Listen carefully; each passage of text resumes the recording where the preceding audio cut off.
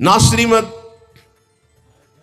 ना किसी वैभव ऐश्वर्य सिद्धियों को स्वीकार करना। तब वृंदा कानन एकांत भाजाम, तब वृंदावन के एकांतिक प्रेम की प्राप्ति होती है। एकांतिक, प्रिया प्रीतम, श्यामा श्याम। तो अभी आप कह दो मुझे मोक्ष नहीं चाहिए, वैकुंठ में 500 रुपया में प्रभु को भूल जाते हो, वैकुंठ की बात करते हो। मोक्ष जानते हो किसे कहते हैं? अभी जाना ही नहीं मोक्ष किसे कहते हैं। जरा से लौकिक सुख में तो घुटने टेक देते हो, मोक्ष सुख के त्यागी कैसे हो गए? ये जो त्याग की बात है ये उन भजनानंदियों की जिनकी स्थिति में आ चुके हैं। वो चाहे तो वैकुंठ मिल जाए, चाहे तो योग की सिद्धियां मिल जाए, चाहे तो मोक्ष मिल जाए, वो उनका त्याग किए हुए हैं। पहले मर्त सुखों का तो त्याग कर दो, मृत्यु लोक के सुखों का तो त्याग करो अंदर से, तब ऊपर के सुख अपने आप तुमको दिखाई देने लगेंगे। श्रीपाद कह रहे हैं शम सर्वेशाम अप्रयासेन दात्री द्वित्रैकांति प्रेम पात्रैक पात्री आनंदात्मा शेष सत्वा निधात्री श्री वृंदाटव्यस्तु मेंधस्य धात्री। आयास प्रयास से जो सुख मिलता है वो अल्प होता है। जो आप प्रयास करते हो उसे कर्म कहते हैं। कोई भी कर्म प्रारंभ और अंत वाला होता है, तो किसी भी कर्म का फल अनंत नहीं हो सकता। वो प्रारंभ और अंत वाला ही सुख देगा। अनंत सुख की प्राप्ति कर्मों से नहीं होती, कर्मों के त्याग से होती है। जो अपने साधन का भरोसा नहीं रखता है, इष्ट का भरोसा रखता है और खूब साधन करता है, ये दो बातें समझ में नहीं आएंगी। जब हम अहम से साधना करते हैं तो साधना का सुख भोगते हैं। आज हमने परिक्रमा की, आज हमने ये किया, आज हमने ये किया, वो अहम हर्षित होता है, हर्षित होता है। ये भगवत प्राप्ति नहीं करा पाएगा, क्योंकि जब तक अहंकार है तब तक भगवत प्राप्ति नहीं होती। इसीलिए सर्वेषु साधन वरेश चिरम निराशा। साधन हो रहा है पर मुझे कृपा का भरोसा है लाडली की। ये प्राय साधक ना समझ पाने के कारण कहते हैं जब कृपा से हो जाएगा तो साधन करने की जरूरत क्या है, तो असाधन करोगे। तो कृपा प्राप्ति के लिए मन कर्म वचन छाण चतुराई भजत कृपा करिए रघुराई। मन कर्म वचन त्रिशुद्ध सकल मत हम श्री हित हरिवंश उपासी। वृंदावन में विराजमान सहचरियों के मध्य में प्रिया प्रीतम की रात दिन सेवा भजन उपासना परिक्रमा ये सब कर रहे हैं, पर हमें भरोसा लाडली का है, अपने साधन का नहीं है। इस साधन से लाडली मिलेंगी ऐसा नहीं है, नहीं, ये तो सब हो रहा है उनकी कृपा से, पर मुझे भरोसा है मेरी लाडली अपनी कृपा से मुझे मिलेंगी। ये जल्दी समझ में नहीं आता, जब तक अहंकार है समझ में नहीं आएगा, आगे समझ में आ जाएगा। करते रहो, जब कृपा हो जाएगी, अहंकार गलित होगा, तब ऐसा अनुभव होगा। तो दुत्रैकांति, 2 या 3 ऐसे लोग पाए जाते हैं। भाव समझना, कह रहे पूरे विश्व में ये बहुतायत अंगुलियों से नहीं गिने जाते प्रेमी जन। जिनको न राजाओं से मतलब है, न देवताओं से मतलब है, वो स्वाप्निक सुख जो स्वर्गलोक आदि के सुख है उनसे मतलब नहीं है, जो मोक्ष से भी मतलब नहीं रखते, जो वैष्णो धाम वैकुंठ से भी मतलब नहीं रखते, वृंदावन की एकांतिक कुंज में बैठे हुए श्यामा श्याम का जस गा रहे हैं, श्यामा श्याम के लिए रुदन कर रहे हैं, जिनका आयास प्रयास से प्राप्त होने वाले सुख की कोई आकांक्षा नहीं है, ऐसे दुत्रैकांति, 2 या 3, सरल भाषा में समझिए। जो कहो हरिवंश रस बिरलो समझन हार, एक दोई जो खोजिए पाई सब संसार। संपूर्ण संसार में एक दो है। एक बार भगवान वल्लभाचार्य जी से उनके एक प्रिय धनी शिष्य ने कहा, आज हमारी इच्छा है कि 100 विद्वान ब्राह्मणों को भोजन कराएं। बोले बहुत सुंदर, यदि एक 12 तिलकधारी कंठीधारी आचार्य परंपरा से युक्त वैष्णव को पवा दो तो 100 ब्राह्मणों को पवाने का फल प्राप्त हो जाएगा। ओहो, ऐसा वैष्णव की, तो प्रभु हम 100 वैष्णव पवाएंगे। तो उनका एक अश्रुपूरित, आंखों से अश्रु बह रहे हैं, शरीर पुलकित है, कंठ गदगद है और नाम में रत है, ऐसे प्रेमी महाभागवत को पवा दो तो 100 वैष्णवों के पवाने का तुम्हें फल प्राप्त होगा। तो बोले भगवान 100 प्रेमियों को पवा देते हैं। तो वल्लभाचार्य जी के आंसू आ गए। प्रेमी 100 नहीं, प्रेमी तो 1-2 ऐसे मिलते हैं। कैसे प्रेमी? यहां शर्त है, जिनका ना राजाओं से प्रयोजन है, ना देवताओं से प्रयोजन, ना बैकुंठ से प्रयोजन है, ना मोक्ष से प्रयोजन, केवल प्रियालाल के लिए तड़प रहे गदगद सुर, नैना सजल दंपति रस रहे भीन, ई गति वृंदा विपिन में फिरे प्रेम तल्लीन। ऐसे प्रेमी जनों का सानिध्य और दर्शन, ये विशेष भगवान की कृपा होती है, विशेष कृपा। श्रीपाद कह रहे दुखान्येव सुखानि, ये प्रेम प्रेम। विद्य यशो जानी कीर्तिम परा, मन्ने था अधमश्च दुष्परिभवान सम्मानवत् सत्तमयी। दैन्यान्येव महाविभूतिमति सल्लाभान लाभान सदा, पापान्येव च पुण्यमस्ति यदि ते वृंदावनम जीवनम। अगर प्रेम प्राप्ति करना है तो दुखों को गले लगाना सीखो, सच्ची कहते हैं। फिर हृदय की बात कहते हैं, जब सब दुख एक साथ घेरते हैं तभी प्रेम के सहने की सामर्थ्य आती, ध्यान रखना। इस प्रेम को भयानक विपत्ति और रोगों से युक्त करके ही सहा जा सकता है, अन्यथा नहीं। ये सबकी समझ में नहीं आएगा, भयभीत मत होना। इसका समन ही होता है भयानक कष्ट में। भयानक कष्ट की स्थिति में ही प्रेम का समन होता है। वो चाहे जैसे स्वस्थ शरीर वाला हो, जहां प्रेम का प्रादुर्भाव होगा, भारी बाहरी विपत्ति और आंतरिक, तभी वो प्रेम का समन होता है, उसका पारा चढ़ता है और भगवान को अधीन कर लेता है। ये लिखा पढ़ी की बात नहीं कह रहे, हृदय की बात कह रहे। वैसे भी भगवान ने युधिष्ठिर जी से कहा, जिस पर मैं परम कृपा करता हूं उसका सर्वनाश कर देता हूं। चाहिए परम कृपा? जिस पर परम कृपा करता हूं सर्वनाश कर देता हूं, यह शब्द है। क्या सर्वनाश करता हूं? धन का अपहरण कर लेता हूं, स्वजनों का अपहरण कर लेता हूं, कोई उससे बात नहीं करेगा, किसी काम का नहीं रह जाएगा। तब उसका सीधा अर्थ भाव मेरे से होता है और फिर मैं उसे निहाल कर देता हूं। हिम्मत हो तो कूदो अखाड़े पे। नारायण अति कठिन है हरि मिलन की बाट, या में पग पीछे धरे प्रथम शीश दे काट। तो आप कहोगे फिर भक्ति करना ही नहीं। यहां चरम सीमा की बात प्रेम की हो रही। श्री कृष्ण का प्रेमी ऐसा वैसा नहीं होता, टिकली बुंदा वाला नहीं होता, चूड़ी घांगरा वाला नहीं होता, वो परमहंस होता है। इनसे श्री कृष्ण रीझने वाले नहीं। चमड़े की चिकनाहट से अज्ञानी रीझता है, ज्ञानी नहीं, वो तो ज्ञान समुद्र है सच्चिदानंद। ये जो बहुत बुरी तरह से है, वो तो अपने सब दर्शन होते हैं। जब सुबह मंगला में आते तो सब प्रकार के भगवान के दर्शन होते, विराट रूप के, छोटा बड़ा मंझोला रुद्र प्रेमी सब तरह के दर्शन होते। तो उसमें जैसे अब वो जो लाल लाल, ऐसे तो बहुत ही बुरा लगता है, इससे तो धो के मुंह खड़े हो जाते तो अच्छा लगता। अरे इस शरीर को सजाने से श्री कृष्ण मिलते हैं भैया। बढ़िया रज यमुना किनारे के मुंह में लगा के आते तो दर्शन मात्र से हृदय शीतल हो जाता, निष्पाप हो जाते हैं ऐसे दर्शन से। जैसे कुछ साधक ऐसे करके ऐसे दर्शन मात्र से निष्पाप हो जाओ, क्योंकि वो रज लगी जो शिव शनकादि की याचना करते हैं। कुछ ऐसे उपासक जिनको कहते हैं कि रज लगाइए मस्तक पर भरकर, तो उनको बेइज्जती लगती है। इसे पतला और गोरा चिकना शरीर रख लो, इसको रखे रहना, इसकी दुर्दशा होगी। अभी नहीं मान रहे हो ना?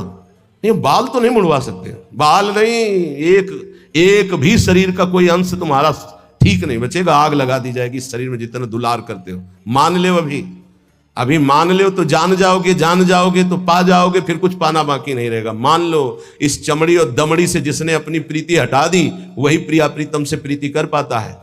रुपया, भोग, शरीर, यही बाधक है भगवत प्राप्ति में, यही समझना है। दुखान्य व सुखानि, इस मार्ग का उपासक दुख को सुख मान करके चलता है। ये बहादुरों का मार्ग है। हम तो धन्यवाद देते हैं कि आप ऐसा सत्संग सुन रहे हैं, नहीं तो प्राय इतना दान करो तो ये मिलेगा, इतना करो तो ये मिलेगा, यही सुनने के लिए तैयार है। लेकिन ये आप सुन रहे हैं, हमारे ऊपर बड़ी कृपा कर रहे हैं, क्योंकि आप सुन रहे हैं तो सुनाने का उत्साह बढ़ रहा है, नहीं इसे सुनने की योग्यता खो दी है। आज हमारी समाज सत्य सुनने की योग्यता खो दी है, क्योंकि अंदर मनमानी आचरण तो कौन सुनेगा इनको। शास्त्र रखे के रखे रह जाते हैं। सुनाने वाला चाहता है आपका मनोरंजन, और आप चाहते हैं अपने मन का मनोरंजन। दोनों के तार मिल गए तो तालियां बजती हैं। यहां तालियां नहीं बजा सकते हो, यहां मन को बजाना पड़ेगा, यहां मन को भंजन करना पड़ेगा। और यहां बैठ के सुन रहे हो, इसका मतलब बड़ी कृपा है आपके ऊपर। जब द्रवई दीन दयालु राघव तो साधु संगति पाइए।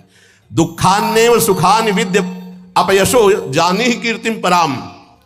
ध्यान से, प्रेम मार्ग के उपासक को जब दुख मिलता है तो सुख की प्राप्ति होती है पक्का, पर यह समझ में नहीं आएगा।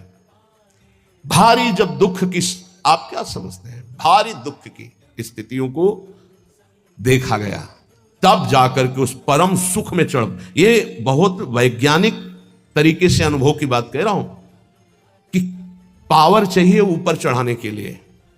जैसे कोयला धोखा जाता है, उससे अग्नि बनती थी, तब इंजन में पावर से वो रेल चलती थी। बाष्प भाप जो है बटलोई के ढक्कन को उठा दिया, उसके ऊपर उसने 100 ग्राम वजन रखा, उसको उठा दिया, फिर आधा किलो वजन रखा, उसको उठा दिया। उसी से उसको लगा कि इससे तो बहुत बड़ा कार्य किया जा सकता है। तो ये कक्षा 4-5 की कक्षा में पढ़ाया गया था कि वो इंजन का निर्माण किया, कोयले की इंजन, उसी से रेल बनी। उसका हमें नाम स्मरण नहीं है, जेम्स वाट, हाँ ऐसे कुछ नाम।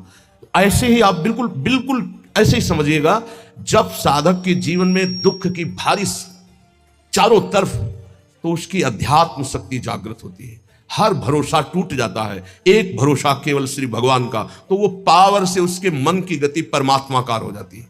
इसीलिए कुंती जी बहुत सोच समझ के कह रही, मुझे पग पग पर दुख चाहिए, क्योंकि दुख में तुम्हारे सानिध्य का अनुभव होता है। ये हम कृपा मनाते हैं, भगवान की कृपा मनाते हैं कि इसने वो बाजी जितवा दी जो कभी साधना में नहीं जीत सकते थे, कभी नहीं, कभी नहीं। ये खुद निज अनुभव ये कहूं खगेशा, वो भगवान ने जिता दी। इसीलिए बड़े बड़े महापुरुषों के चरित्रों को पढ़ के देखो, प्रतिकूलता का जाल बिछ जाता है उनके जीवन में। भगवान ऐसा क्यों करते हैं? अध्यात्म की जितनी ऊंचाई पर चढ़ा हुआ महापुरुष है, उतनी भारी कसौटी कसी गई।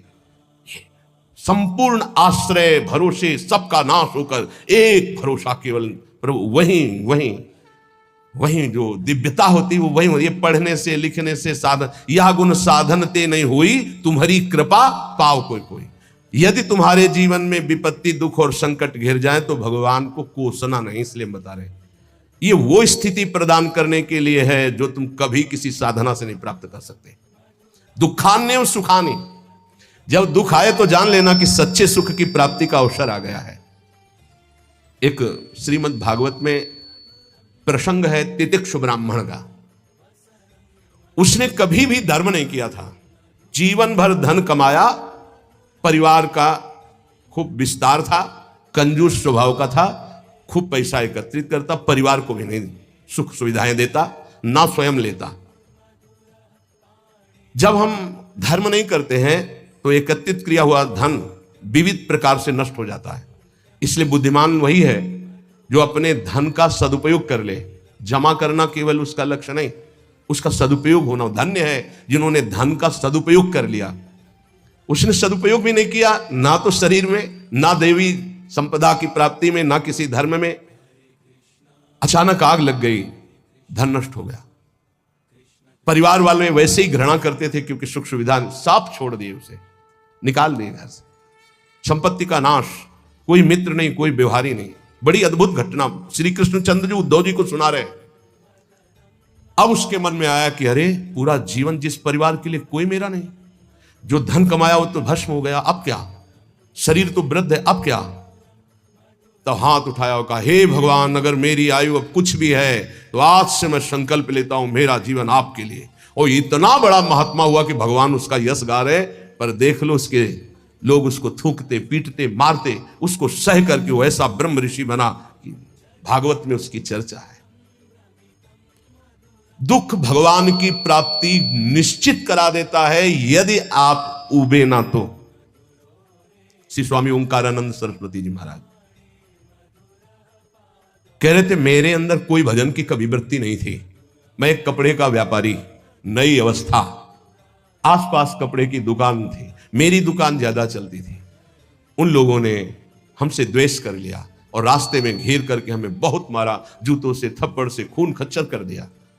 जब मैं घर गया कपड़े भींजे हुए खून से, परिवार वाले बहुत रोए कि ऐसा। मैं कुछ किसी से नहीं बोला, सह गया। पर उन लोगों में एक था बहुत ही दुष्ट, उसने 2-3 दिन बाद फिर अकेले मुझे मारा।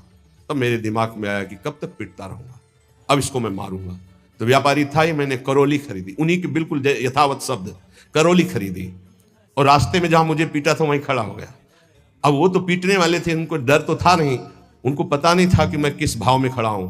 जे भी हुआ है मैं दौड़ पड़ा, मार करौली, उनको मार डाला, उसको मार डाला, और मार करके मैं कोतवाली पहुंचा और वहां आत्मसमर्पण कर दिया, बिना किसी गवाही के। मेरी ही गवाही में मुझे तन्हाई की सजा दी गई, जब तक न्याय ना होगा तब तक तन्हाई की सजा। और उसमें था कि आसपास कीलें लगी थी, बस केवल खड़े हो सकते हो, बैठ सकते हो, ना इधर ना इधर, बिल्कुल सीधा। जब वहां पहुंचा तब सोचा कि अरे ब्राह्मण के घर जन्म मिला और ये जीवन ऐसे कटेगा, ये तो भारी पाप हो गया हमसे। बस हाथ उठाया उसी तन्हाई में और कहा, एक बार मुझे अवसर दिया जाए, हे परमात्मा, हे परमेश्वर, मैं आजीवन आपका भजन करूंगा। ब्याह हुआ नहीं था, अब निकलने का कोई साधन नहीं। कुछ दिन तन्हाई के बाद जब बाहर उनको बैठाला गया तो उन्होंने संकल्प किया, न पानी पीऊंगा, न भोजन पीऊंगा, प्राण त्याग दूंगा। अगर जीवित रहा और मुझे मुक्त अवस्था मिल गई तो मैं आजीवन संन्यास लेकर भगवान का भजन करूंगा। ऑफिसर आते, डंडे से मारते, थप्पड़ मारते, लातों से मारते, पर ना मैं बोलता, ना मैं पानी पीता, ना भोजन करता। दृढ़ संकल्प। अब ये चर्चा का विषय बन गया तो बोले बड़े अधिकारी कोई थे, वो आए और कहा हम एकांत में इससे बात करेंगे। तो हमसे कहा कि बोलो, क्या बात है, क्या तुम निर्दोष हो, तुम्हें फंसाया गया है, तुम स्पष्ट बता दो, मैं तुम्हें वचन देता हूं कि मैं तुम्हारा सहयोग करूंगा। मुझे लगा कि भगवान मेरा सहयोग करने आए। मैंने आंख उठाई और कहा, श्रीमान, आप जो भी है मुझे पता नहीं, पर मैं आपसे प्रार्थना करता हूं कि अगर मुझे छूट दे दी जाए तो मैं आजीवन संन्यास लेकर भजन करना। बोले पक्का? बोले हाँ। बोले आपकी रिपोर्ट में तो आपने ही कहा है मैंने कत्ल किया है, अब आपको एक सत्य के लिए झूठ बोलना पड़ेगा, मैं आपको बचा लूंगा। आपको बोलना पड़ेगा दबाव में मुझसे कहलाया गया, मैंने कुछ नहीं किया। बोले बोल दूंगा। और बोले ऐसा विधान बना, मैं मुक्त हो गया, घर नहीं गया, सीधे सन्यास लेकर। और वो परम 90 वर्ष की अवस्था की बात कह रहा हूं, उनसे जब मिले, वो ब्रह्माकार स्थिति, उस दुख घटना ने उनको एक ब्रह्मलीन महापुरुष बना दिया। दुखान्य व सुखाने, दुख परम सुख प्रदान करने वाला पक्का। विद्य अपयशो जानी कीर्तिम परा, यदि तुम्हारी निंदा हो रही है तो तुम प्रेम मार्ग के पथिक हो, नाच पड़ो, तुम्हारा मंगल हो गया। क्या? तुम्हारी सारी अशुभ वृत्तियां नष्ट हो जाएंगे, तुम्हारी विमल कीर्ति का प्रकाश होगा, विमल कीर्ति का। ये रहस्य है। जब तुम्हारी निंदा हो तो आनंदित हो जाओ, जब दुख हो तो जान लो परम सुख की प्राप्ति का मार्ग खुलने वाला है। पर बहुत धैर्य की जरूरत है, बहुत धैर्य की जरूरत। मन्ने था अधमश्च दुष्परिभवान सम्मानवत सत्तमयी, अधम पुरुषों द्वारा किया हुआ प्रहार और अपमान, तू उसे महान सम्मान के समान गले लगा ले, क्योंकि तुझे प्रेम प्राप्त करना है प्रेम प्राप्त करना। दुख को महान सुख प्राप्ति का हेतु समझकर सहजा, निंदा को विमल कीर्ति के समान सहजा तो विमल कीर्ति हो जाएगी। और नीच पुरुषों द्वारा, अधम पुरुषों द्वारा किया हुआ अपमान, प्रहार, उसे गले लगा। यह है अध्यात्म, यह अध्यात्म है, इसे अध्यात्म कहते हैं। ये शास्त्रों में लिखा ही है, बहुत कम है जो है ऐसे जो इसको धारण करते हैं, नहीं तो अब केवल मनोरंजन रह गया है। चर्चा का मतलब मनोरंजन रह गया है, जिससे तालियां बजे, जिससे मनोरंजन हो, वाहवाही हो, बस यही रहे। बोलो इसमें वाहवाही, बजाओ इसमें तालियां, बजा सकते हो तालियां? वाह वाह वाह नहीं बजा सकते, होश उड़ जाएंगे। दुखान्य व सुखाने, ये सत अध्यात्म है। विद्या अपयसो जाने कीर्तिम पराम, ओठ सूख जाएंगे जब धारण करने की सोचोगे। अध्यात्म। दैन्यान्य महाविभूति मति सल्लाभान लाभान सदा, दैन्य ये महाविभूति है वैष्णव की। वैष्णव के पास संपत्ति क्या है? दैन्य। यही दरबार दीन को आदर रीति सदा चली आई। दैन्य, दैन्यान्यो महाविभूति मति सल्लाभान लाभान सदा, अलाभ को परम लाभ जानकर दैन्य भाव से मान अपमान दुख सुख जो भी परिस्थिति निंदा स्तुति सबको चीरता हुआ जो नाम जप करता हुआ आगे बढ़ता है, तो कह रहे वृंदावनम जीवनम, उसके जीवन में दिव्य वृंदावन का प्रकाश हो जाता है। भक्ति के सारांश में वर्णन करते हैं 64 अंग हैं। यदि ये 64 अंग भक्ति के संपूर्णतया हृदय में प्रकाशित हो जाए तो प्रेम अपने आप जागृत हो जाएगा। पहले एक उपासक ने प्रश्न किया कि हम कभी ये जपते हैं, कभी ये जपते हैं, कभी इनकी सेवा करते हैं, कभी इनकी सेवा करते हैं, बड़ा मन चंचल और दुविधा में फंसा रहता है, क्या करूं? तो यहां पहला भक्ति का लक्षण है श्री गुरु चरणों का आश्रय लेना। श्री गुरु चरण पादाश्रया। जब हम गुरुदेव के चरणों का आश्रय ले लेते हैं तो ये प्रश्न ही नहीं बनता जो वो प्रश्न कर रहे थे। ये प्रश्न उन्हीं का बनता है जो मनमुखी चाल चल रहे हैं। गुरुमुखी में ये प्रश्न नहीं। बोलो जितने गुरुमुखी हो तुम्हें प्रश्न है कि मुझे क्या करना है क्या नहीं करना। तुम्हें पता होगा मुझे किसकी उपासना करनी हो, कैसे करनी है। अगर इतना पता नहीं तो गुरुमुख नहीं हो, कंठी बंधवा लिए हो, अभी गुरुमुख नहीं हुए तुम। गुरुमुख वही जिसका समाधान हो चुका है। क्या समाधान? मेरे आराध्य देव श्री प्रिया प्रीतम, उनकी उपासना ये पूरा पता है। अब उसमें कोई मिलावट की जरूरत नहीं। इसलिए भक्ति के प्रथम अंग का श्री गुरु चरणों का आश्रय, यहां से प्रारंभ ही होती है। असली भक्ति का स्वरूप यहीं से प्रारंभ होता है, गुरु चरण आश्रित। एक बहुत प्रवीण बुद्धि के उन्होंने कहा कि अगर हम अव्यक्त को गुरु बना लेते हैं तो व्यक्त गुरु बनाने की जरूरत क्या है? पकड़ो, अव्यक्त वाणी चल रही, यहां वाणी है अव्यक्त, पकड़ो उसको, पकड़ के दिखाओ। नहीं, आप नहीं पकड़ पाएंगे। तो वही अव्यक्त सत्ता व्यक्त गुरुदेव के रूप में, गुरु साक्षात पर ब्रह्म, और वही उपदेश देने के लिए आती है। अव्यक्त आके तुम्हें डांटेगा नहीं। अगर अव्यक्त गुरु की बात माननी है तो सब लोग शांत होकर अपने हृदय में देखो। जब तुम गलत करना चाहते हो, अव्यक्त गुरुदेव तुम्हें उपदेश देते हैं, मानते हो तुम उनकी बात? देखो ना, अंदर आता गलत है, नहीं करना, मानते हो बात? और व्यक्त गुरुदेव धज्जियां उड़ा देंगे तुम्हारी। अगर जरा भी तुम आश्रय छोड़ के भागे तो बात अलग है। जरा भी आश्रय लिए तो तुम्हें सुधरना पड़ेगा। आज नहीं तो कल, कल नहीं तो परसों तुम्हें भगवत प्राप्ति होगी, पक्का होगी, क्योंकि गुरु की नजर पड़ चुकी है। अब तुम्हें विकार परास्त नहीं कर सकते। श्री गुरु चरणों का आश्रय लेना पहला। दूसरा, श्री गुरु चरणारविंद के आश्रित होकर उनसे मंत्र दीक्षा लेकर इष्ट से संबंध का परिचय जानना। गुरुदेव से मंत्र दीक्षा लेकर इष्ट से संबंध का परिचय जानना। आपको पता है आपका क्या संबंध है? पता होगा आपका अपने इष्ट से क्या संबंध है? पता है? भाव संबंध को गुरुदेव जो प्रदान करते हैं वो तो पता ही होगा कि आपका आपके इष्ट से क्या संबंध है। नहीं है? हाँ, ये अंदर का विषय है। अपने इष्ट से क्या संबंध है ये आपको पता होना चाहिए। गुरु मंत्र दीक्षा और इष्ट संबंध भक्ति के 64 अंगों में दूसरा। पहला है सबसे पहला गुरु आश्रय। एक आए थे बहुत ज्ञानी जी, बहुत बड़े ज्ञानी जी। ओ, मुझे मोह क्यों है? भ्रम हो गया है। ये भ्रम क्यों है? क्योंकि अज्ञान है। यह ज्ञान क्यों है? क्योंकि आप स्वीकार किए। ये आप कौन है? ब्रह्म है। ये ब्रह्म कैसे है?